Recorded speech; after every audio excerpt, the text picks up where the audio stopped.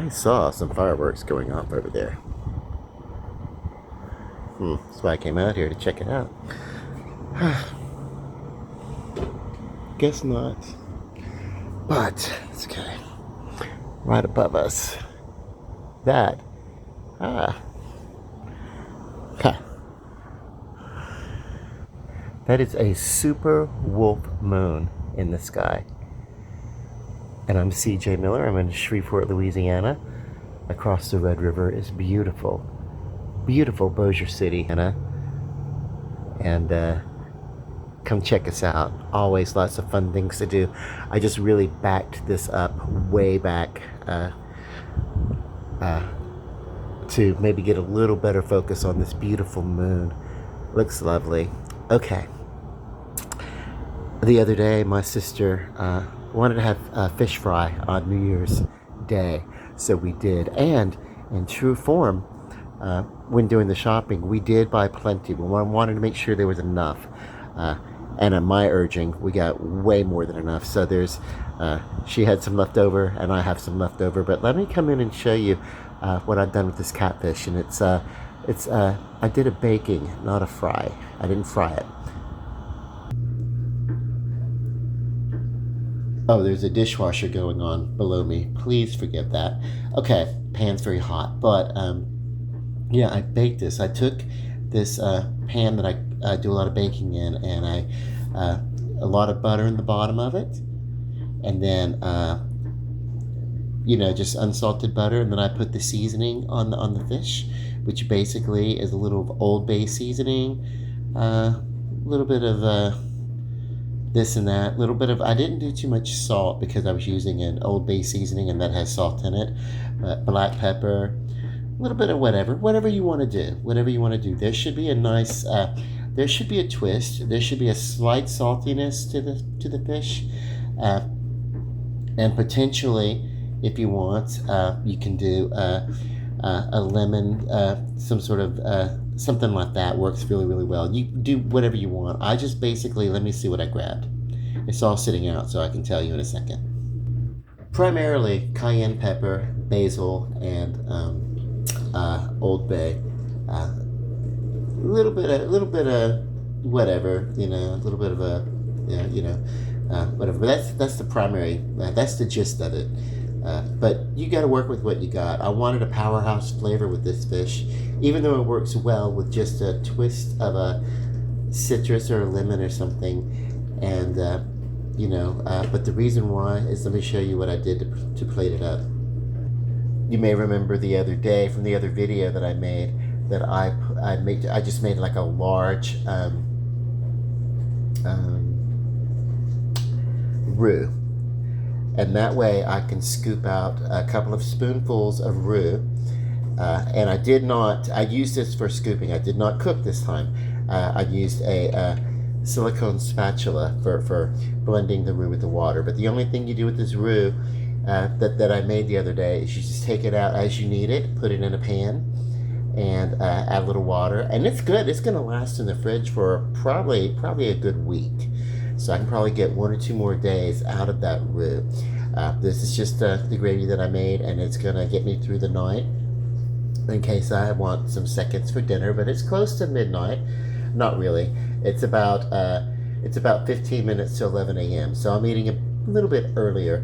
Midnight for me is 11 p.m. to 1 a.m. That's my midnight. That's my 2-hour midnight. So I'm a little early for that. But who knows? By the time I finish talking or whatever, what's it gonna matter? I've done really, really well today, and this is my primary meal. So yeah, and we're gonna get over there, and I'm gonna show you. I made the sauce. Now what I did was I added black pepper to make a gravy au poivre, meaning au poivre is a French term meaning with pepper. So there already was a little bit of red pepper and everything in here, but the au poivre almost always means with a black pepper, with pepper, and so you can see bits of pepper that I've added, au poivre. And then the plating of it looks delicious. So this is going to be a powerhouse flavor on a fish that is a catfish, and the catfish would work great either lightly flavored, or it works great with the meal that is powerhouse flavor. So let's go check out what I've done here. Okay, and so I'm basically here just in my living room on a TV tray. That's my meal tonight, but you can have a little salad with this if you want.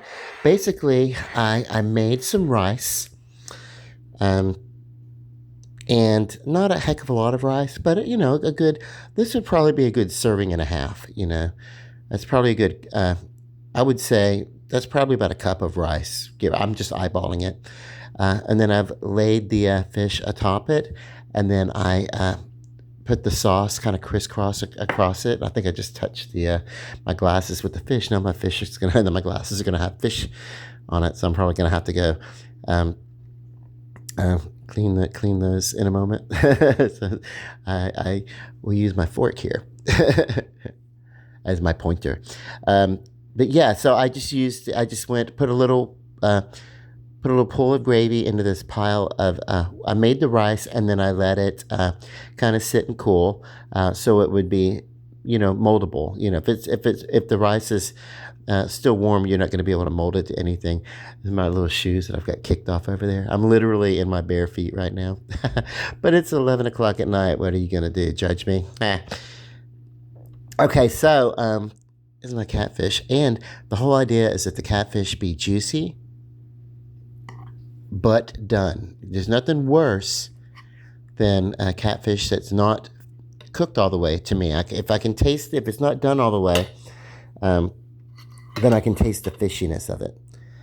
And I don't like to taste I don't like sushi, and catfish is not wonderful for sushi anyway. But let's look at it. It's very done. It should be white. It should be flaky. It should be, and what I mean by that is you shouldn't be able to see. I mean, it should be.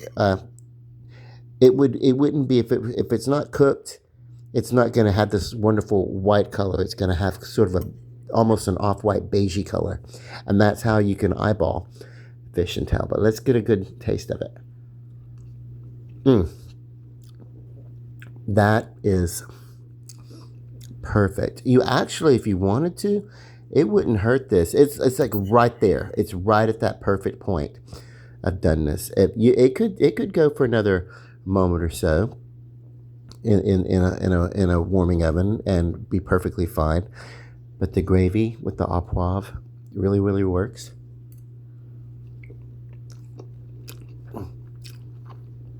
Very delicious. I made 3 fillets. That'll get me through my evening as I snack around. I'm kind of a nocturnal late person, so I have this. Then I will let this digest, and if I want to have a little bit more, I can have another piece of fish with a little bit more rice, and then I set that aside and have the rest of it, kind of like a, kind of a fishy breakfast if I want, in the morning.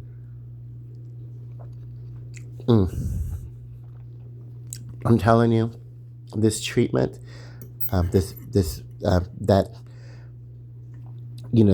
basil, the Old Bay seasoning, there's a little bit of red pepper, but not so much as you don't even know that it's red pepper. You don't even, like, it's there. But see, red pepper, cayenne pepper, it's not there so that you could bite into it and, oh my God, it tastes like a hot sauce. That's not what you're supposed to do. It's not supposed to be that. You can do that if you really just enjoy that really spicy, crazy spicy flavor. You can do that, but it's really only there in the same way that you would use a black pepper or a salt or something, a table salt or something, which I didn't use because there's some in the Old Bay seasoning. But these seasonings are only meant to add accent. If anything, this fish is getting its flavor from the basil that I've sprinkled down on the fish and also on the plate for garnish. And some of the flavors from the sauce, that au poivre sauce. And if you really want to take this and make it more of a bouillabaisse kind of thing, you could take bouillabaisse is a fish soup kind of thing. It's the basis for the Cajun gumbo. The Cajun gumbo is inspired by bouillabaisse, which is a seafood soup. The only thing you would do here is you would take the rice, put it in a bowl, and add so much of the gravy that it becomes, a broth for the soup. So this is very different. You would take the gravy and you would, pour that into your bowl and put the rice in the center of it, and then put your fish atop that, and there would be your bouillabaisse. It's basically that. This is basically just a different way of plating up what the French would call a bouillabaisse. And maybe they would use a different type of fish too. Maybe they would use some shrimp. I know Cajun people love to have a good shrimp gumbo or something like that. So very similar. I've even got some filet gumbo seasoning that I could add on here if I want to,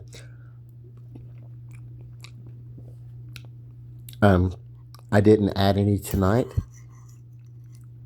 because, lucky you guys, the the roux that I made, and I talked about a little something else that I do too every once in a while, throw a little something in, and I don't always talk about it. Here's your big reveal right now. In that base, I put a little bit of gumbo fillet, gives it a twang. Remember when I said my gravy has a twang? It's in the base, so I didn't have to add any. So it's basically a gumbo flavoring with just a little of the broth. Instead of it being a soup, I put a little of the sauce on top, more rice.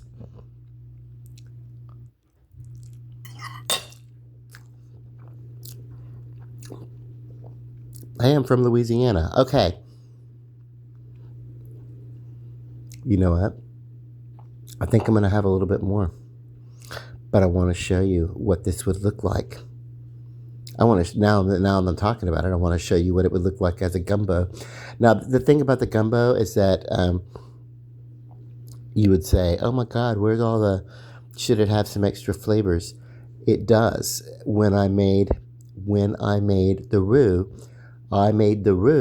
if you remember, by adding a little bit of chopped vegetables, celery, onion, bell pepper, that type of stuff. I used what people would think of as a trinity, sometimes mirepoix, if there are other vegetables added to it or taken away from, or used in place of. If maybe carrots or something like that, added or something like that, then it's referred to as a mirepoix. But in Louisiana, we call it a trinity, which is celery, onion, and bell pepper, and that's in the roux. We're ready to go. Let me come show you. And here we are. Tonight, I am not only an impetuous chef, but I am the impetuous diner. So what I've done is I've taken this broth and I just put it in the bottom of this plate that has a good basin. You could use it, you could put it in a bowl also, but because the fish is large, I just used the plate with a good basin. But it's basically it. This good roux. Use a lot more of the roux. And you could use less rice, but I just had the rice. But you would take the rice and just basically use that to sop up your broth. And basically, here you are. And all the and what I did was when I put the sauce in the basin of this plate, I let the vegetables. I grabbed vegetables. I didn't strain the vegetables out of this. So like I did the first time when I put a little of the sauce atop the rice when I plated it up the first time. It was like I kind of didn't mess with the vegetables. I just skimmed off some of the broth for the presentation. But here we are. And so what's going to happen is your rice is going to sop up much of your broth.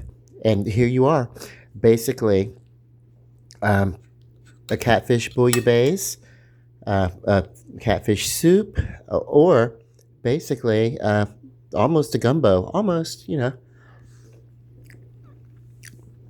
I probably put a little bit too much rice on the plate to qualify it as a gumbo.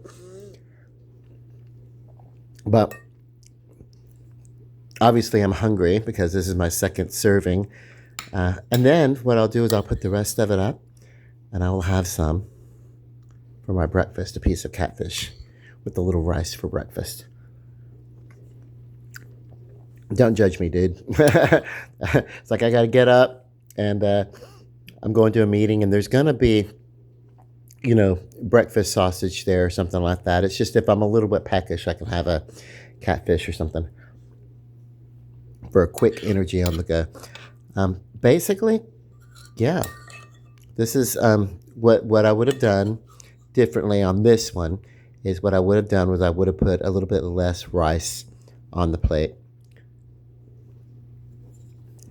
Because the rice in a gumbo is supposed to be just enough to give you, you know, just enough to sop up. There's still plenty of broth here. This is really good. It's basically, like I said, you know, because when I made the, and I really didn't realize it as I was, you know, when I started eating it, then I kind of tasted that twang and I remembered, oh yes, I put gumbo fillet in the base, in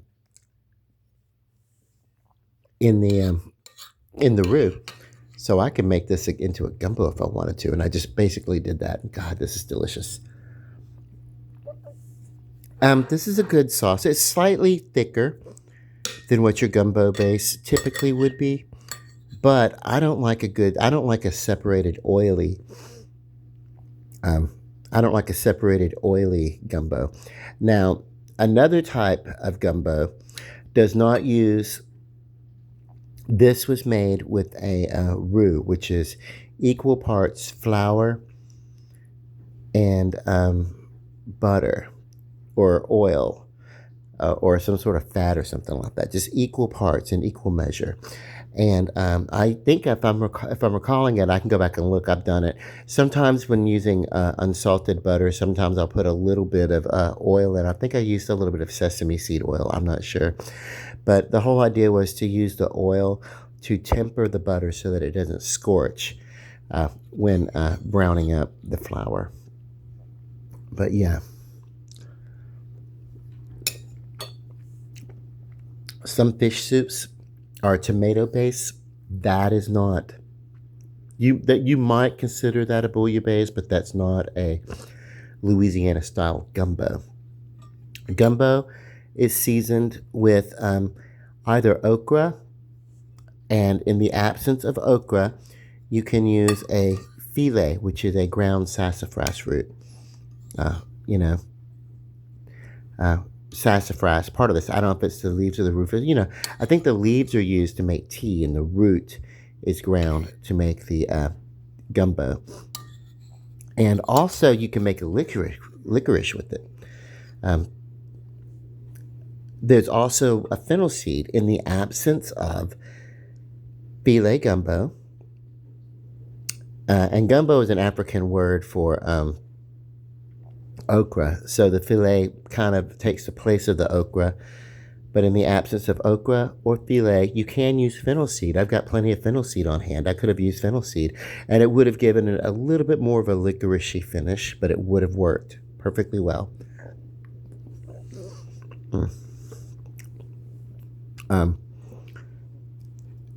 Yeah, so you saw me make this twice, with the baked fish being the star kind of laid upon the rice, and then maybe a little bit too much rice on the plate the second time around. It would have been a wonderful presentation if I had used just half of it. And it would have been perfectly fine too, because honestly, I'm kind of getting full now. Of course, I am going to finish. Of course, I'm going to finish the rice. But that would have been a great would have been a great gumbo. And because it's on the plate like this, and it would look more soupish if it were in a bowl, to be honest with you. But whatever. You get the idea. So fish with the brown sauce au poivre, with the brown gravy au poivre, served the first time, and then served this way, it's a gumbo. It's basically something you can do. Taco Bell does this kind of stuff all the time, don't they? Fast food restaurants too. It's one burger, and it's the burger this way is served with the cheese on the bottom, and this one is served with the cheese on the top, and maybe there's an extra bit of cheese, but it's a cheeseburger. Either way you look at it, made almost the same way. Or Taco Bell, same food. One comes in a soft taco, one comes in a hard shell, but other than that, it's the same food. So if you were doing a meal and you wanted to kind of do some things for your guest, you could ask them, which way would you like your fish course? Would you like it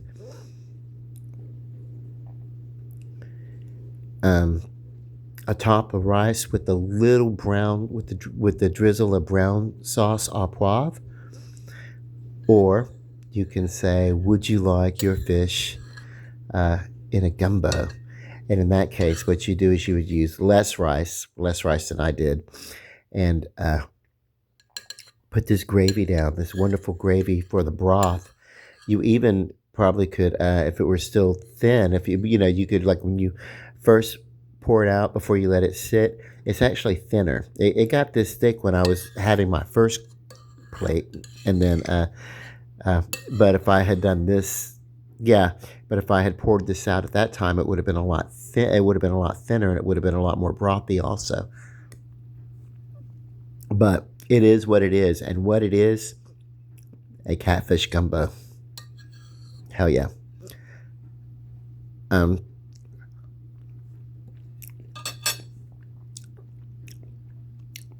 Two different ways, and I wasn't even thinking about that when I plated up the first one. I wasn't even thinking, hey, I may as well just go ahead and make this a catfish gumbo, or basically a bouillabaisse, which is in the French style, seafood soup.